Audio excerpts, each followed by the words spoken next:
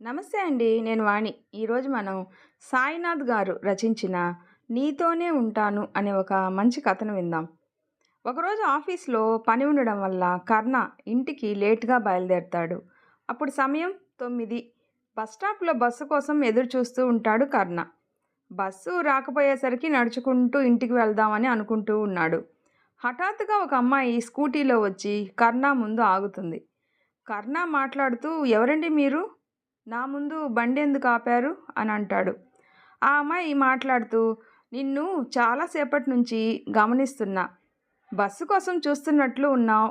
ఎక్కడికి వెళ్ళాలో చెప్పు. నేను నిన్ను అక్కడ డ్రాప్ చేస్తాను" అని అంటుంది. కర్ణ మాట్లాడుతూ, "నేను ఎవరో మీకు తెలీదు. మీరెవరో నాకు తెలీదు. అయినా డ్రాప్ చేస్తాను అని చెప్పినందుకు థ్యాంక్స్.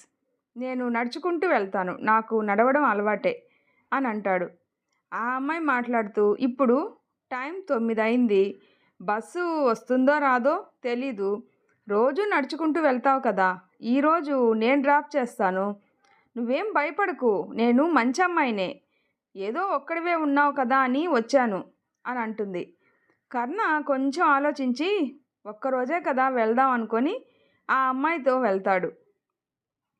వెళ్ళే దారిలో ఆ అమ్మాయి మాట్లాడుతూ కర్ణని, "నీ పేరేమిటి? ఎక్కడ పనిచేస్తున్నావు?" కర్ణ మాట్లాడుతూ, "నా పేరు కర్ణ. నేను ఫైనాన్స్ కంపెనీలో పనిచేస్తున్నా. 2 సంవత్సరాలైంది ఆ కంపెనీలో చేరి." అప్పుడు ఆ అమ్మాయి అడిగింది, "నీకు బైక్ లేదా? రోజు బస్సులోనే వెళ్తావా?" దానికి కర్ణ మాట్లాడుతూ, "ఇంట్లో ఉన్నది ఒక్కటే బైకు. నాన్నకి బయటికి వెళ్ళే పని ఉంటుంది. అందుకే నేను బస్సులోనే వెళ్తుంటాను ఎక్కడికైనా. నాకేదైనా పని ఉంటే అప్పుడు బైక్ తీసుకొని వెళ్తాను." ఆ అమ్మాయి అయితే, "సర్దుకుపోవడం బాగా తెలిసినట్టుంది కదా మీకు?" కర్ణ మాట్లాడుతూ, "జీవితం అంటేనే సర్దుకుపోవడం కదా! ఇక్కడ పక్కన ఆపండి, నేను దిగుతాను." ఆ అమ్మాయి మాట్లాడుతూ, "ఇదే మీ ఇల్లా?" కర్ణ మాట్లాడుతూ, "కాదు, ఇదే ఇదే లైన్‌లో మూడో ఇల్లు. చిన్నగా ఉంటుంది, కానీ బాగుంటుంది. డ్రాప్ చేసినందుకు థ్యాంక్స్. నేను వెళ్తాను. మీరు జాగ్రత్తగా వెళ్ళండి." ఆ అమ్మాయి వెంటనే, "రేపు మీరు ఏ టైంకి ఆఫీస్‌కి వెళ్తారు?" కర్ణ, "రోజు పొద్దున 8 గంటలకు బయలుదేరతాను." ఆ అమ్మాయి, "సరే, మరి నేను వెళ్తాను" అనింది. కర్ణ, "సరే అండి, థ్యాంక్స్" అన్నాడు. ఆ అమ్మాయి వెళ్ళిపోతుంది. కర్ణ ఆలోచిస్తూ, అమ్మాయి పేరు అడగడం మర్చిపోయానే, మళ్ళీ కనిపిస్తుందో లేదో అని అనుకుంటాడు. తర్వాత రోజు కర్ణని డ్రాప్ చేసిన అమ్మాయి కర్ణ కోసం తన ఇంటి దగ్గరకు వస్తుంది. ఆ అమ్మాయిని చూసిన కర్ణ అమ్మాయితో, "మీరేంటండి ఇక్కడ?" అని అడుగుతాడు. ఆ అమ్మాయి మాట్లాడుతూ, "నిన్న రాత్రి చెప్పారు కదా ఈ టైంకి ఆఫీస్‌కి వెళ్తాను అని. నేను ఆఫీస్‌కి వెళ్తున్నా.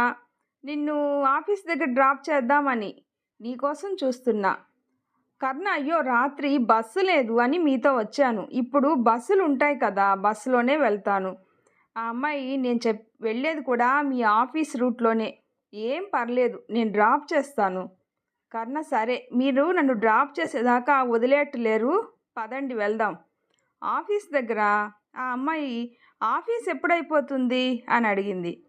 కర్ణ, 6 గంటలకి. "ఇంతకీ మీ పేరు చెప్పలేదు?" అమ్మాయి, "సాయంత్రం కాఫీ షాప్‌కి రా, అక్కడ చెప్తా నా పేరు. నీ ఫోన్ నెంబర్ ఏంటి?" కర్ణ నెంబర్ తీసుకొని అమ్మాయి అక్కడి నుండి వెళ్ళిపోతుంది.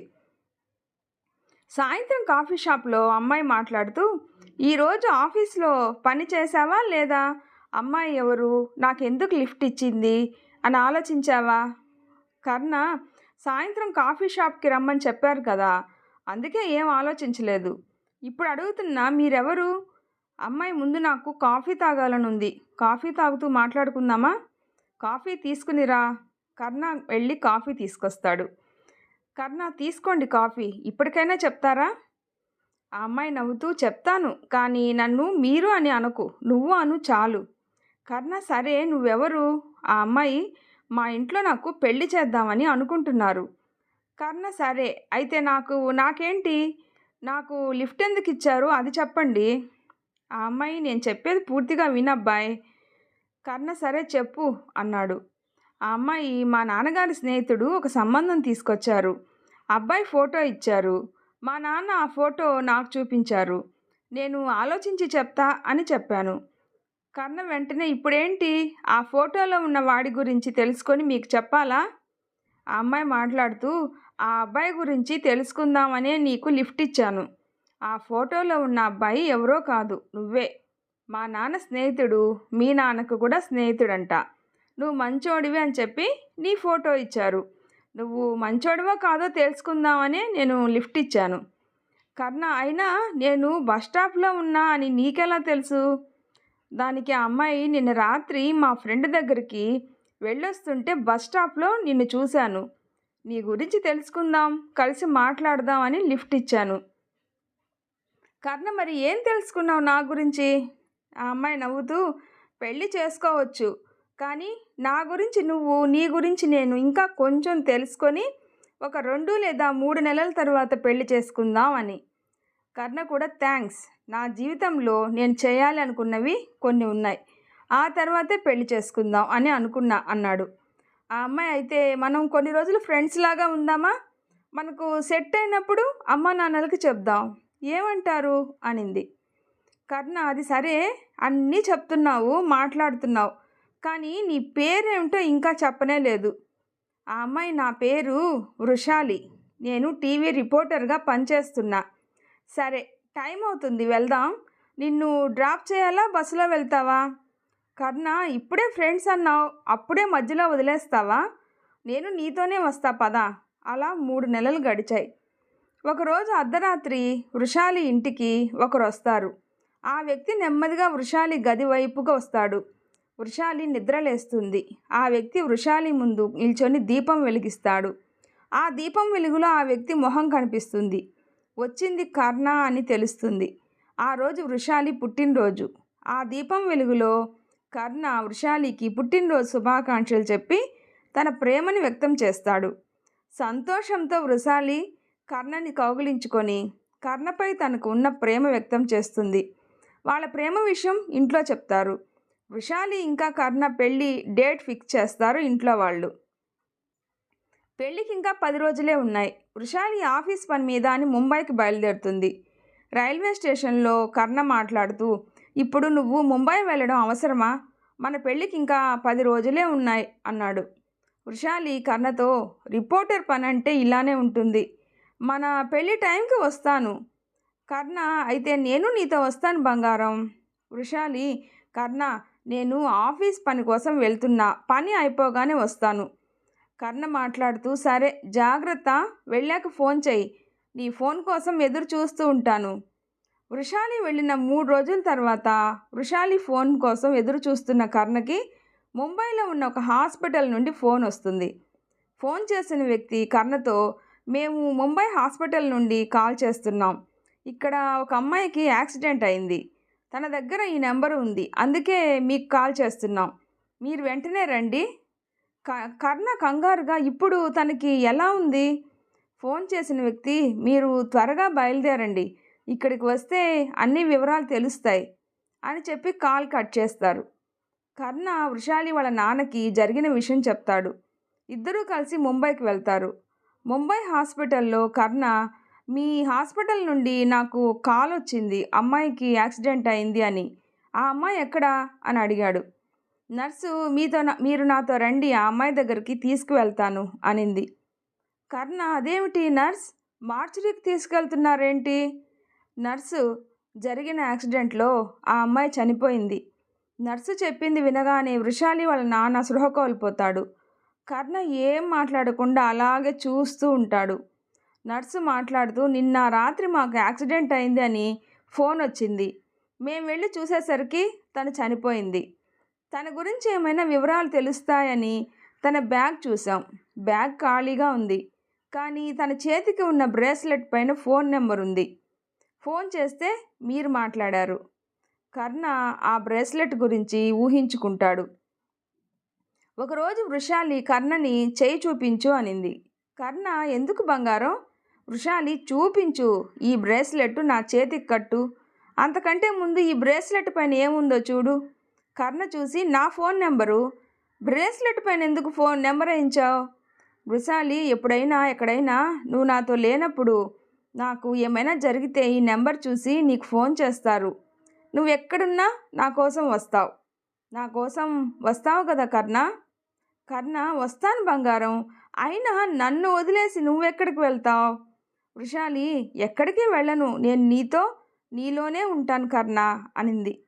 ఆ విషయం గుర్తుకు వచ్చింది కర్ణకు. ప్రస్తుతం హాస్పిటల్ నుండి వృషాలిని ఇంటికి తీసుకొస్తారు. వృషాలికి జరగాల్సిన కార్యక్రమాలన్నీ చేస్తారు. కర్ణ ఒంటరివాడు అయిపోతాడు. ప్రేమించిన అమ్మాయి, పెళ్లి చేసుకోవాలి అని అనుకున్న అమ్మాయి ఇప్పుడు చనిపోయింది. తనకి తోడు ఎవరూ లేరు అని ఎప్పుడు బాధలో ఉండేవాడు. ఆఫీస్కి కూడా వెళ్ళడం మానేస్తాడు. అలా ఒక నెల గడిచిపోతుంది. ఒకరోజు కర్ణకి ఒక మెసేజ్ వస్తుంది. ఆ మెసేజ్లో వృషాలికి జరిగింది యాక్సిడెంట్ కాదు, తనని చంపేశారు. ఎవరు చంపారో తెలుసుకోవాలి అంటే రేపు ఉదయం 10 గంటలకు కాఫీ షాప్కి రా అని ఉంటుంది. తర్వాత రోజు కర్ణ కాఫీ షాప్కి వెళ్తాడు. కాఫీ షాప్లో పనిచేస్తూ ఉన్న వ్యక్తి కర్ణని చూసి పైకి వెళ్ళమని చెప్తాడు. కర్ణ పైకి వెళ్తాడు. పైన ఒక టేబుల్ దగ్గర ఒంటరిగా ఒక అమ్మాయి కూర్చుని ఉంటుంది. కర్ణ అమ్మాయి దగ్గరకు వెళ్ళి, నాకు మెసేజ్ పంపించింది మీరేనా అని అడుగుతాడు. ఆ అమ్మాయి మాట్లాడుతూ, అవును కర్ణ, నేనే పంపించాను, కూర్చో. కర్ణ, మీరెవరు? అసలు వృషాలికి ఏం జరిగింది? ఆ అమ్మాయి, నా పేరు ప్రసిద్ధ. నేను వృషాలి ఒకే ఆఫీస్లో పనిచేస్తున్నాం, కానీ నేను ముంబై ఆఫీస్లో పనిచేస్తున్నాను. ఒక నెల క్రితం వృషాలి ఒక కేసు పనిపైన ముంబై వచ్చింది. వృషాలి ఆ కేసు గురించి అన్ని వివరాలు సేకరించింది. ఆ విషయం తెలుసుకొని వృషాలిని చంపేశారు. కర్ణ మాట్లాడుతూ, ఎవరు చంపేశారు? దానికి ప్రసిద్ధ, అశోక్ రఖా. 5 సంవత్సరాల క్రితం వాడొక రౌడీ, ఇప్పుడు ఎమ్మెల్యే అవడం కోసం చాలా దారుణాలు చేశాడు. చిన్నపిల్లలు పెద్దవాళ్ళు అని తేడా లేకుండా వాడికి అడ్డం వచ్చిన వారందరినీ చంపుకుంటూ ఎమ్మెల్యే అయ్యాడు. ఇప్పుడు వాడి పదవిని అడ్డుపెట్టుకొని డబ్బు కోసం మత్తు పదార్థాల వ్యాపారం చేస్తున్న విదేశీ వాళ్ళతో చేతులు కలిపాడు. ఎంతోమందిని వాడి మత్తు పదార్థాలకు బానిస చేశాడు. 6 నెలల నుండి వృషాలి వాడి గురించి వివరాలు సేకరించింది. విదేశాల నుండి మత్తు పదార్థాలు ముంబైలో ఉన్న వాడి స్థావరానికి వస్తున్నాయి అని తెలిసింది. ఈ విషయం నేను వృషాలికి చెప్పాను. అప్పుడే వృషాలి వాడిని పోలీసులకు పట్టించాలి అని ముంబైకి వచ్చింది. ముంబైకి వచ్చాక వాడి స్థావరానికి వెళ్ళింది. అక్కడ జరిగింది మొత్తం వీడియో తీసింది. అప్పుడే తను నాకు కాల్ చేసి ఇలా చెప్పింది, నేను వాడి మనుషులకి దొరికిపోయాను. వాడి దగ్గరకు వచ్చిన విదేశీయుల్ని చంపేశాడు. ఇక్కడ జరిగింది నేను వీడియో తీశాను. వాళ్ళు నన్ను చంపేస్తారు అని తెలుసు. ఈ వీడియో కెమెరాని ఇక్కడే దాచిపెడుతున్నా, నువ్వు తీసుకొని పోలీసులకు అప్పచెప్పు అని చెప్పి కాల్ కట్ చేసింది. ఆ తర్వాత తెలిసింది నువ్వు ముంబై వచ్చావు అని. హాస్పిటల్కి వెళ్ళి నీ నెంబర్ తీసుకొని నీకు మెసేజ్ చేశాను. వృషాలి సేకరించిన వివరాలు నా దగ్గరే ఉన్నాయి. ఆ వీడియో కూడా ఉంటే వాడికి శిక్ష పడేలాగా చేయొచ్చు. ఆ కెమెరా ఎక్కడ పెట్టిందో వృషాలి నాతో చెప్పింది. అక్కడికి వెళ్తే కెమెరా తీసుకోవచ్చు. వృషాలి నిన్ను ఎంత ప్రేమించిందో నాకు చెప్పింది. నీకు కూడా తెలియాలి. వృషాలి చావుకి న్యాయం చేయాలి, నిజాన్ని కాపాడాలి అని నీ దగ్గరకు వచ్చాను అని తనకు తెలిసింది చెప్తుంది ప్రసిద్ధ. వృషాలిని తలుచుకుంటూ బాధపడతాడు కర్ణ. కర్ణ ఇంకా ప్రసిద్ధ ముంబైలో ఉన్న అశోక్ రఖా స్థావరానికి వెళ్తారు. వాళ్ళని చూసిన అశోక్ రఖా మనుషులు కర్ణని ప్రసిద్ధని బంధిస్తారు. అశోక్ రఖాకి ఫోన్ చేసి చెప్తారు. అశోక్ రఖా కర్ణని కూడా చంపుదామని వాడి స్థావరానికే వస్తాడు. అశోక్ రఖా మాట్లాడుతూ, నా గురించి సేకరించిన వివరాలు నాకిస్తే మిమ్మల్ని వదిలేస్తా అన్నాడు. కర్ణ, నేను మీకు కావాలనే దొరికిపోయాను. నా వృషాలిని చంపిన మిమ్మల్ని వదిలిపెట్టను. అశోక్ రఖా మాట్లాడుతూ, ఓ, నువ్వు ఆ పిల్ల కోసం వచ్చావా? పాపం, దానికి కూడా చెప్పాను నా వివరాలు ఇచ్చేయని. అస్సలు వినలేదు. 2 రోజులు మస్తు హింసించినావు, అయినా చెప్పలేదు. ఇంక లాభం లేదని దాన్ని చంపి రోడ్డు మీద పడేసినావు. యాక్సిడెంట్ అని రిపోర్ట్ రాయించిన అన్నాడు. ఆ మాటలు వినగానే అశోక్ రఖాని కొడతాడు కర్ణ. కర్ణకి వాళ్ళకి గొడవ జరుగుతుంది. అదే సమయంలో అక్కడికి పోలీసులు వచ్చి అశోక్ రఖాని వాడి మనుషుల్ని తీసుకెళ్తారు. కర్ణ అశోక్ రక స్థావరానికి వచ్చే ముందే కమిషనర్కి జరిగింది చెప్పి వస్తాడు. కర్ణ వేసిన ప్లాన్ ప్రకారం ప్రసిద్ధ గొడవ మధ్యలో పోలీసులకి ఫోన్ చేస్తుంది. అలా అశోక్ రకని పోలీసులకు పట్టించి వృషాలి సేకరించిన వివరాలతో వాడికి శిక్ష పడేలా చేసి వృషాలి చావుకి న్యాయం చేస్తారు ప్రసిద్ధ ఇంకా కర్ణ. కర్ణ వృషాలిని తలుచుకుంటూ తన జ్ఞాపకాలతోనే బతుకుతూ ఉన్నాడు. ఈ స్టోరీ నచ్చితే ప్లీజ్ లైక్ చేసి షేర్ చేయండి, సబ్స్క్రైబ్ చేసుకోండి. స్టోరీ ఎలా ఉందో తప్పకుండా కామెంట్ చేయండి. Thanks for listening.